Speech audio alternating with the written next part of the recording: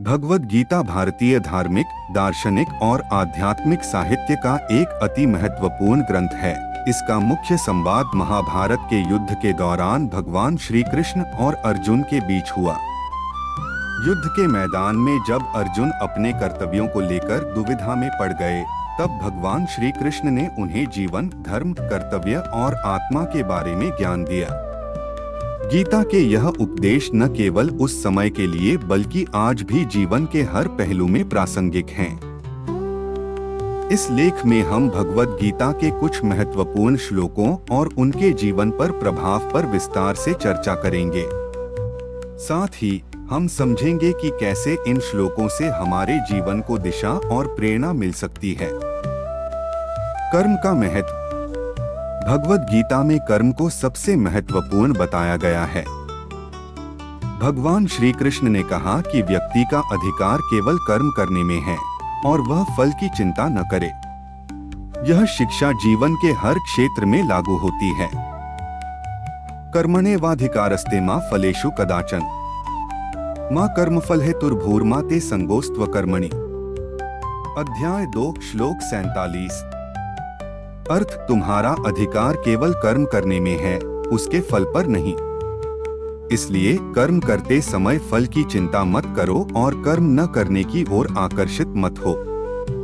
यह श्लोक हमें यह सिखाता है कि जीवन में हमारे कर्तव्यों का पालन ही सबसे बड़ी प्राथमिकता होनी चाहिए। अगर हम बिना फल की अपेक्षा के कर्म करेंगे तो हम मानसिक शांति और संतुलन प्राप्त करेंगे। आज की भागदौड़ भरी जिंदगी में यह सीख हमें हर प्रकार के तनाव से मुक्ति दिलाने में सहायक है। आत्मा का अमरत्व। भगवद गीता में आत्मा की शाश्वतता का वर्णन किया गया है। गीता के अनुसार आत्मा न कभी जन्म लेती है और न ही कभी मरती है। यह शाश्वत और अजरमर है। न जायते म्रियते वा कदाचि नाय भूत्वा भविता वा न भूयः अजो नित्यः शाश्वतोऽयं पुराणो न हन्यते हन्यमाने शरीरे। अध्याय 2 श्लोक 20। अर्थ, आत्मा न कभी जन्म लेती है और न ही कभी मरती है। यह नित्य, शाश्वत, अजर और अमर है। शरीर के नष्ट होने पर भी आत्मा नष्ट नहीं होती।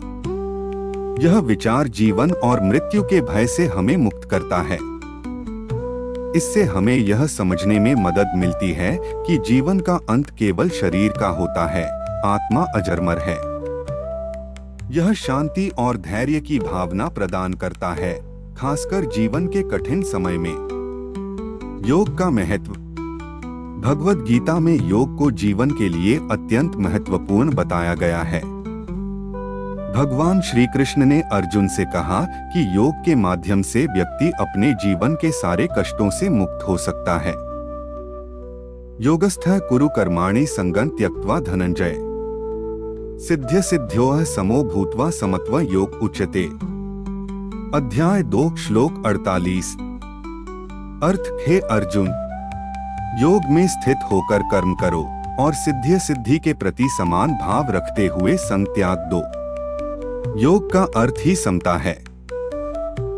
यह उद्धरण हमें यह सिखाता है कि योग केवल शारीरिक अभ्यास नहीं बल्कि मानसिक संतुलन भी है।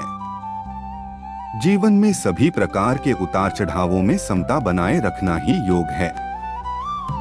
आज के समय में जब हर व्यक्ति तनाव से ग्रस्त है, यह शिक्षा हमें मानसिक शांति प्राप्त करने में सहायक है।